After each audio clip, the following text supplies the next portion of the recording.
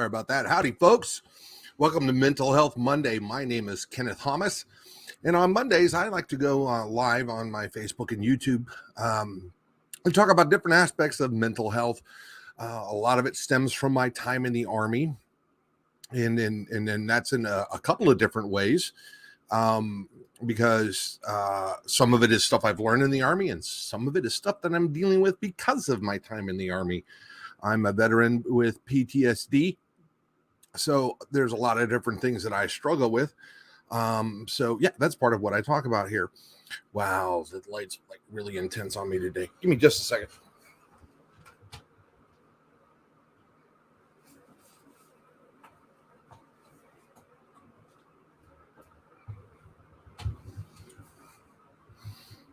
That's a little better. I'm not sure what happened. My lighting is working differently for me today than it normally does.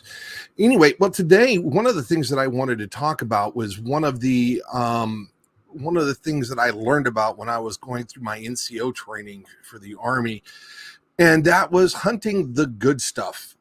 One of the big things that the Army started teaching while I was on active duty was talking about resilience and the importance of resilience for soldiers and how that applies to, straighten my camera out a little bit, and how that applies to daily lives and how that gives you strategies for dealing with a lot of the stress and things that happen as a member of the military.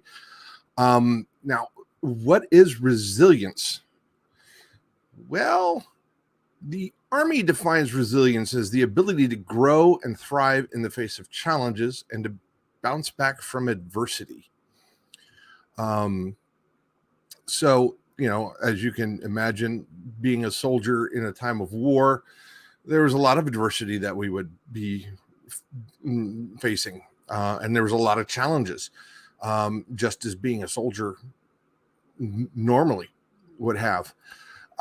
So one of the things they started teaching was resilience, and that was an effort to try to help build mental elasticity and flexibility, so that way when these kinds of challenging situations and stuff came up, you'd be more able to deal with it and have the skills to cope with it. So one of the things that they taught me in my NCO training. Hi, Samantha.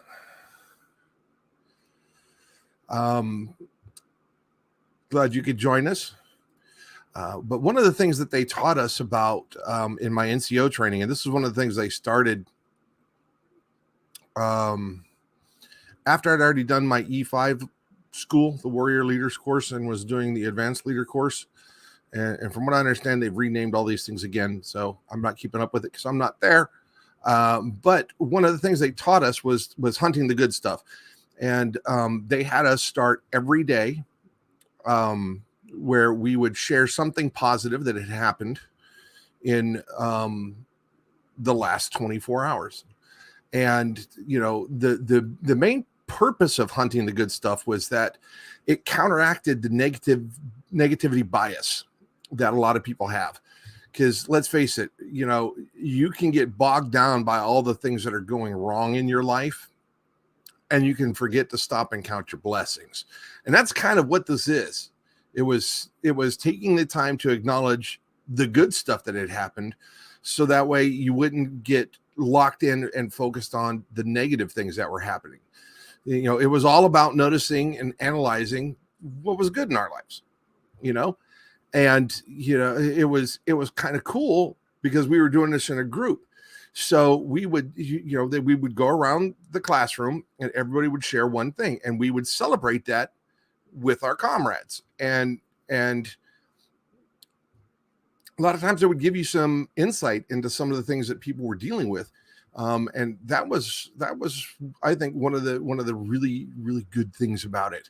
One of the things that studies had shown was that it can lead to better health, better sleep, a feeling of calm, better relationships, and a greater overall satisfaction in life. It encompasses improving wellness, both physically, emotionally, mentally, and just encompasses building on that wellness.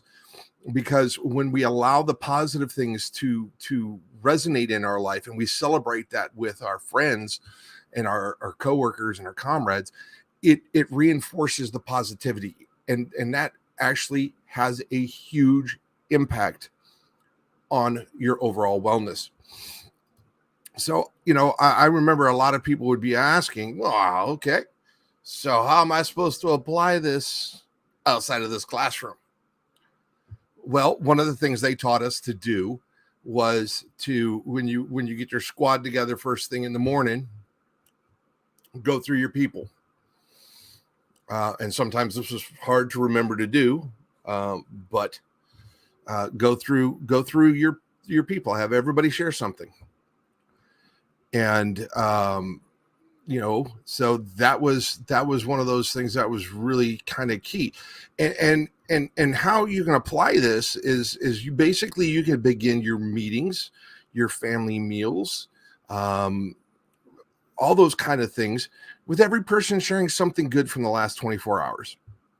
Now, say it's only a weekly meeting or something like that. It could be over the last week, since the last time that you've met.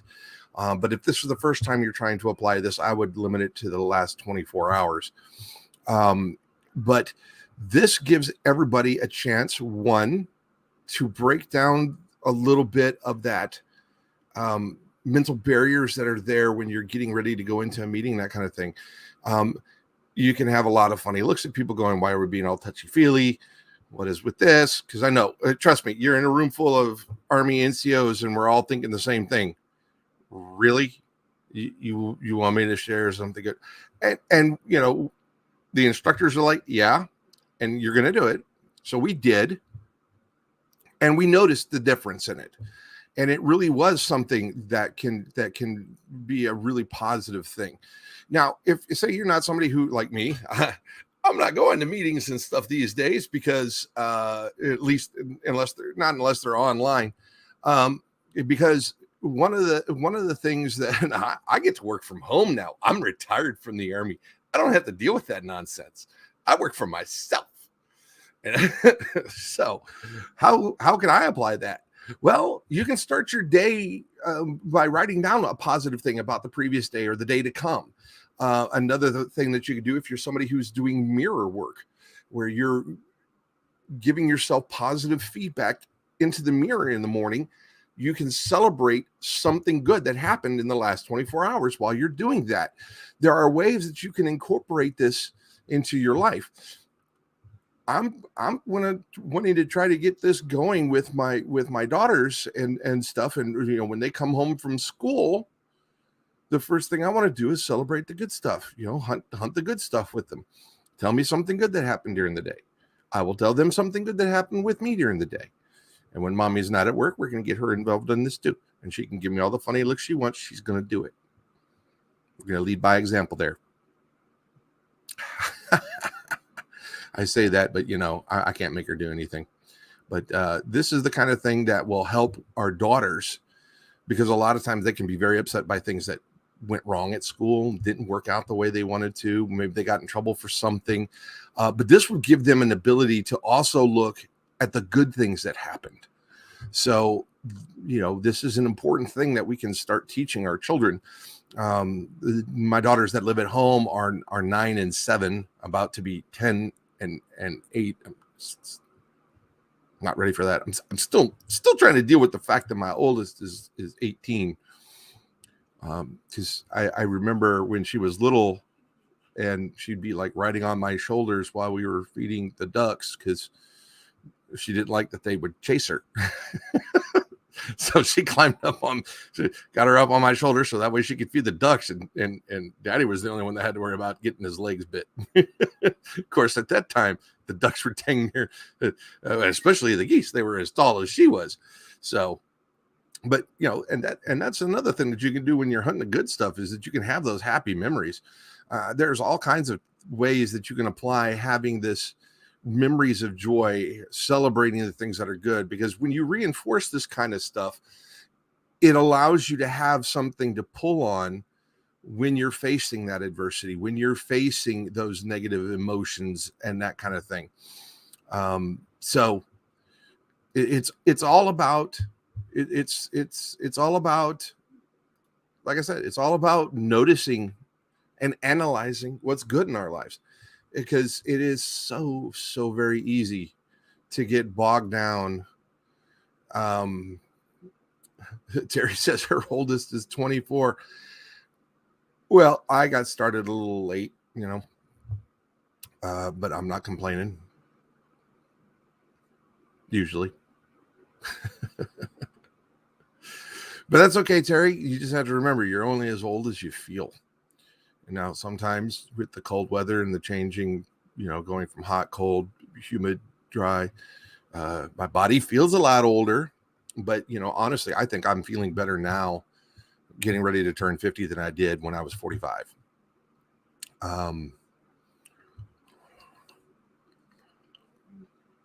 You're 28. Okay.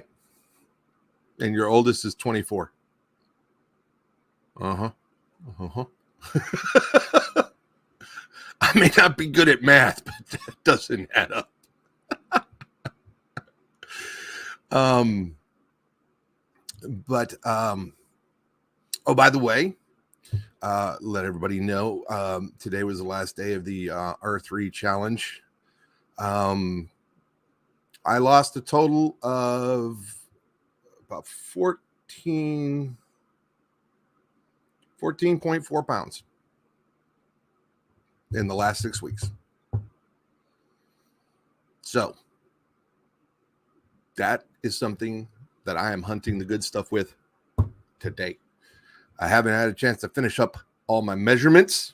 Is Jessica was like, I'm not getting up right now. I'm taking a nap. Okay.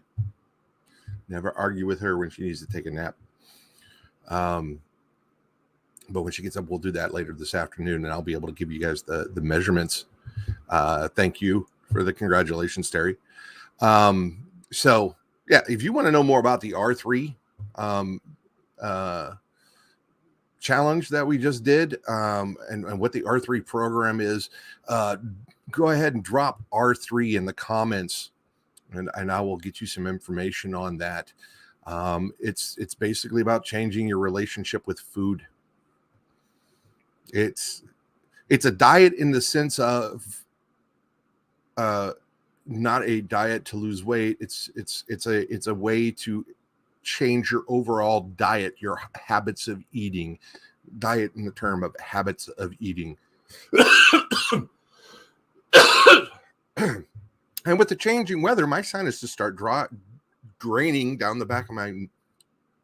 If you don't like the weather in Texas, just hang by for about 24 hours. It'll be something different for you, except for in the summer, in which case it's just going to be miserably hot and humid, at least in San Antonio. But you know what? I've dealt with worse. 140 degree temperatures, 130 degree temperatures, humidity well over 80%, sometimes pushing over 90. Yeah, okay. I'm okay dealing with this. I just stay inside most of the time anyway. So